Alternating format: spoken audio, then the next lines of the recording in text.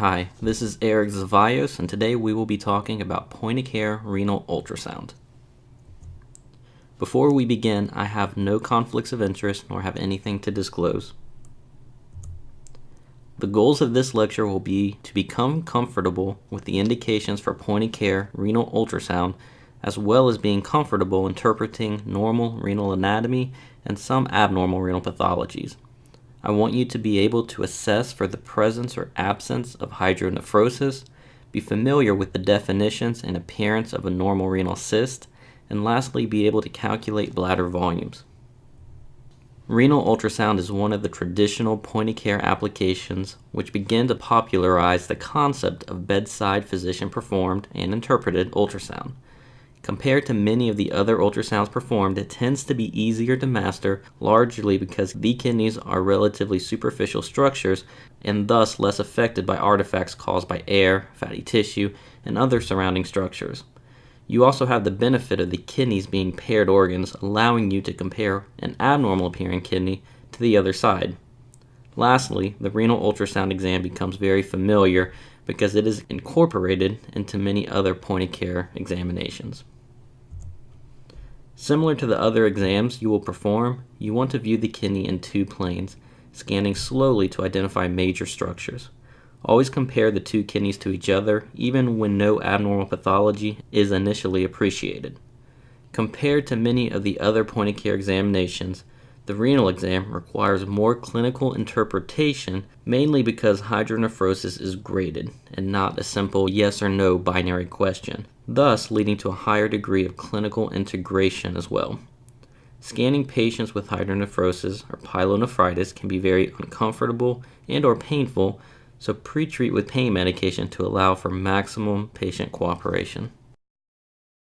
The clinical indications for point-of-care ultrasound are broad and include any patient with flank pain, abdominal pain, hematuria, or any urinary complaint. Now, the primary clinical application for point-of-care renal ultrasound is for the detection of hydronephrosis. However, it is commonly used to evaluate bladder volumes as well.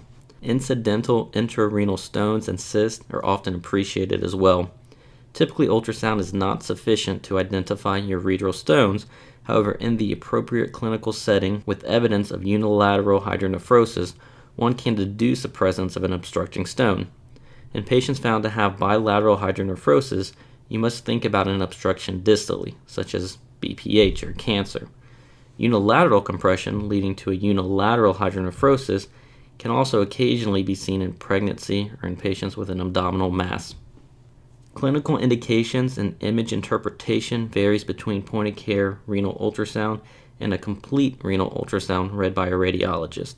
Again, the main indication for point-of-care ultrasound is for the identification of hydronephrosis, while indications for radiology renal ultrasound extend from renal failure all the way to the evaluation for renal or bladder cancer. Radiology ultrasound will evaluate for subtle findings such as bladder wall thickness, vascular examinations of the kidney, and changes in the size, structure, and masses within the kidney. While these findings may be found on point-of-care ultrasound as well, these are not reliably excluded with the point-of-care examination. As mentioned earlier, pain control prior to examination is essential for patient cooperation. Again, the main goal of point-of-care ultrasound is for the detection of hydronephrosis.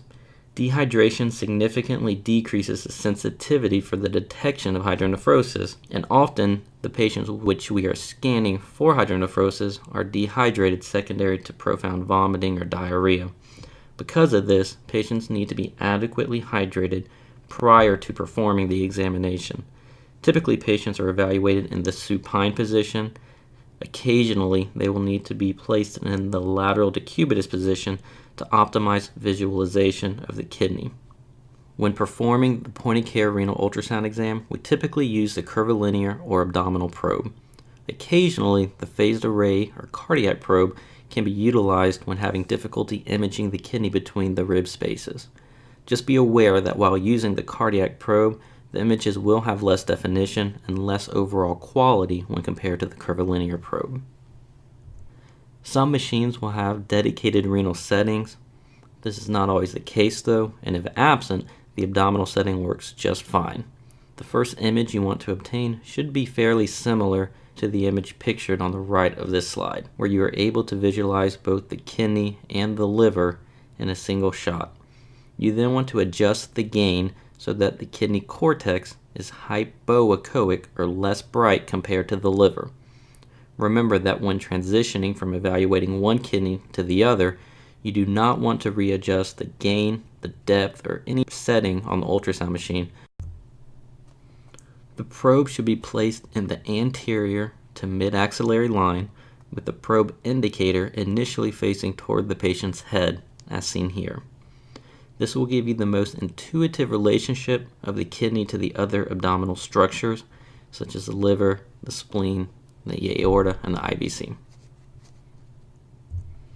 Begin by visualizing the kidney, and then slightly rotate the probe until the long axis of the kidney is visualized.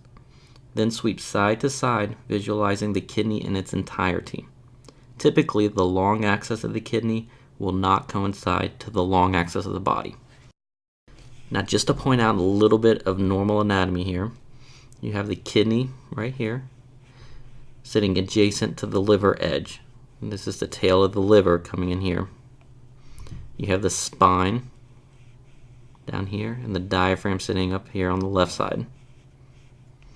These shadows that you see, which obscure some of your view of the kidney, are rib shadows. Once the long axis of the kidney has been fully visualized, rotate the probe approximately 90 degrees in order to visualize the kidney in the short axis or cross-section view. Again, pan from top to bottom in order to visualize the entire kidney. Compare images obtained from one kidney to the opposite kidney, maintaining the same depth, contrast, and gain. Occasionally, the ribs will make visualization of the kidney difficult. If this occurs, have the patient take a deep breath, which will bring the kidneys below the ribs, hopefully allowing for better visualization as seen in this video. Again, you may also try having the patient roll into the lateral decubitus position to aid in visualization. Again, you can see a rib shadow coming down right here, which obscures the superior portion of the kidney, and when the patient takes a deep breath, it brings the superior portion just below the rib. Lastly, you want to image the bladder. The visualization of ureteral jets can aid in ruling out a complete obstruction, while the absence of ureteral jets have to significantly increase your concern for a complete obstruction in the right clinical setting. Occasionally, stones or masses can also be visualized within the bladder. We will now talk about normal kidney anatomy as seen with the ultrasound, and then progress to examples of abnormal renal pathology. The kidneys are retroperitoneal organs which lie lateral to the IVC and aorta. The right kidney is bounded superiorly and anteriorly by the liver and posteriorly by the psoas muscle. The left kidney is bounded anteriorly by the spleen, superiorly by the diaphragm, and posteriorly by the psoas muscle. Normal kidney length is approximately 9 to 13 centimeters, while normal width is approximately 4 to 6 centimeters. The possible causes for an enlarged kidney range from diabetic neuropathy, acute glomerular nephritis, to HIV or leukemia, just to name a few. Small kidneys are frequently seen in patients with chronic kidney disease or patients who are on dialysis. The kidneys are anatomically made up of two parts, the parenchyma and the renal sinus. The parenchyma includes the cortex and the medulla, while the renal sinus includes the renal pelvis and the renal vasculature. Sonographically, the cortex is just deep to the capsule and is homogeneous, while the medulla houses the renal pyramids and is hypoechoic. The renal sinus is the centralmost portion of the kidney and typically appears hyperechoic compared to the medulla. Again, this portion of the kidney is made up of the calyxes and the vasculature. This video panning through the kidney demonstrates the normal renal anatomy, with the parenchyma or outer portion of the kidney being hypoechoic and the central portion or the renal sinus being hyperechoic or more bright. The standard renal exam consists of complete visualization of the kidney in both long and short axis, always sweeping side to side, being careful not to miss any portion of the kidney. The most commonly overlooked area of the kidney is the inferior pole. While panning, note any gross abnormalities, specifically looking for the size of the calyxes. Compare both kidneys to each other, and lastly, visualize the bladder. The primary goal for point-of-care renal ultrasound is for the detection of hydronephrosis. If you remember nothing else about this lecture, I promise it will be that. Here's an example of a patient with moderate hydronephrosis. In this still image, you can appreciate dilation of the renal calyxes and pelvis, as well as dilation of the pyramids. However, notice that the cortex does not appear to be thinned. This is what separates moderate hydronephrosis from severe hydronephrosis. So I've stressed the point that renal ultrasound is primarily used to evaluate for hydronephrosis, but how accurate is renal ultrasound for the detection of renal calculi? In this study performed by Fowler, he found that the overall sensitivity for stone detection was only about 32 to 57%, with the mean stone size which was detected being approximately 7 millimeters large. For stones which were less than 3 millimeters in size, nearly 3/4 of them were missed with the ultrasound. So ultrasound is not very specific for detecting renal calculi. However, when looking for hydronephrosis, ultrasound is highly sensitive and specific. According to this article published in 2004, sensitivity was 93% and 100% specific. This study used CT scanners as a comparison method. The major difference between the ultrasound and the CT results occurred debating small hydronephrosis secondary to a non-obstructing stone. Agreement for severe hydronephrosis was 100%. One of the true benefits of ultrasound shines when looking at CT data for patients with nephrolithiasis and the absurd level of radiation these patients are exposed to. In a study by Katz in 2006, they found that approximately 4 patients with a history of nephrolithiasis have at least 2 CT scans for the evaluation of renal colic, with radiation exposures ranging from 19 all the way up to 150 MSVs. The clinical treatment and workup for flank pain depends on several factors, with the new onset of pain, signs of infection, prolonged periods of pain, and increasing age being the most concerning findings. Given that ultrasound does not expose a patient to any radiation, it makes sense to utilize it as the primary modality in the evaluation of undifferentiated flank pain. By evaluating for the presence or absence of hydronephrosis, it can steer the medical management into the appropriate direction. In patients that are well hydrated and aren't presenting in the acute period, the absence of hydronephrosis essentially rules out an obstructive process. We will now start talking about abnormal renal pathology seen with the ultrasound, starting with hydronephrosis. When the ureter becomes obstructed by a stone or mass, urine backs up into the kidney, causing the renal pelvis to become distended. As fluid accumulates into the renal pelvis, it changes the ultrasound appearance from the typical hyperechoic appearance to a darker or more hypoechoic appearance. As the obstruction worsens, fluid will begin to spread from the renal pelvis to the calyxes and finally into the pyramid, since all of these structures are interconnected.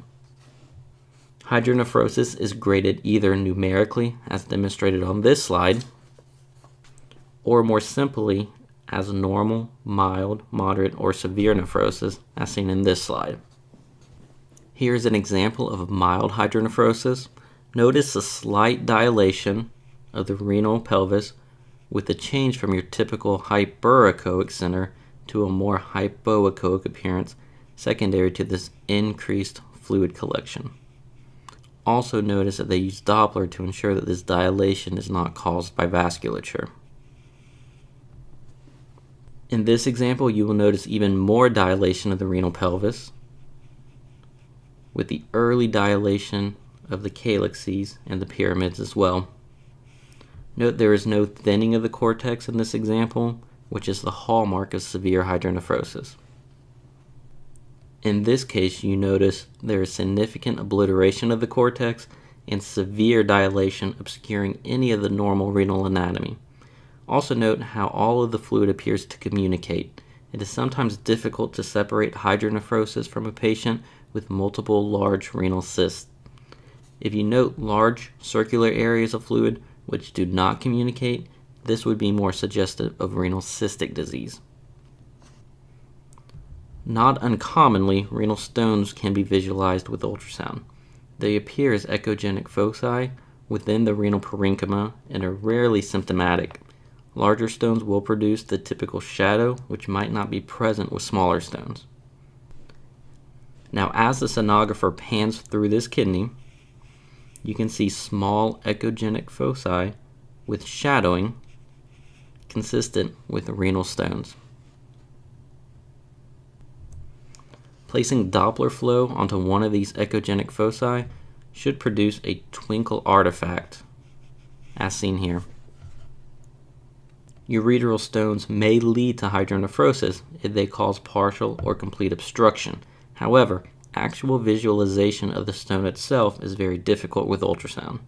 Occasionally, a stone can be detected right before entering into the bladder, as seen in this example, with a brightly echogenic foci with the posterior acoustic shadowing.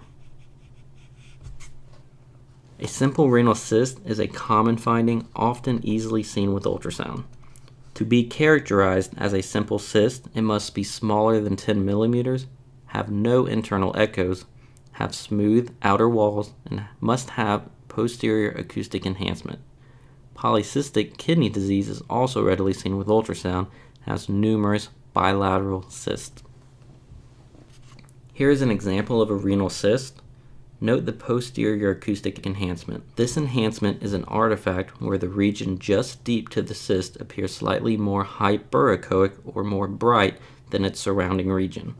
This occurs because sound waves are being absorbed or scattered by the surrounding tissue, but readily pass through the fluid-filled cyst, thus allowing increased resolution and penetration to the region just below the cyst. If the cyst was to contain echogenic material such as blood or pus, that material would act to absorb and scatter the sound waves. It would not give you that typical posterior acoustic enhancement seen in a simple cyst. Complex cysts have the presence of those internal echoes, which differentiate them from the simple cyst. They also differ from solid masses in that masses will not have the cystic component seen in a complex cyst. Any complex cyst seen on ultrasound should raise your concern for an abscess, a hemorrhage, or cancer, depending on the clinical setting. Note this cystic structure with large amounts of internal echoes, thickened wall, and large in size. This is a complex cyst. After performing multiple renal scans, you will undoubtedly come across a renal mass. The diagnosis of cancer cannot be made based solely on the ultrasound findings. If seen, a patient should be informed of the abnormal findings, and follow-up should be arranged for further testing and evaluation. Ultrasound can be an invaluable tool in the assessment of patients complaining of urinary retention. Calculating bladder volume is done by multiplying the bladder width, diameter, and height in centimeters by 0.6. This will give you a bladder volume in cc's or mLs. Let's now talk about a few pearls and pitfalls when performing the renal point-of-care ultrasound. As mentioned earlier, it does take time for hydronephrosis to develop. Thus, even in patients with a complete obstruction, if presenting early enough, the ultrasound may be negative for hydronephrosis. Make sure you adequately hydrate patients prior to performing the ultrasound, especially if there is associated vomiting or diarrhea with the flank pain. With significant dehydration, the amount of hydronephrosis may be underestimated. Renal and ureteral stones are difficult to detect with ultrasound. In the absence of other findings, further testing may be required. The inability to detect a stone does not rule out a stone. Remember that hydronephrosis is not always due to a stone. Clinical correlation must be used in conjunction with the ultrasound results. In conclusion, point-of-care renal ultrasound is a relatively simple exam to perform. The primary goal is for the detection of hydronephrosis, control patients' pain and adequately hydrate prior to performing the examination, and the use of ultrasound can help minimize the overuse of CT scan in the evaluation of undifferentiated flank pain. Thank you.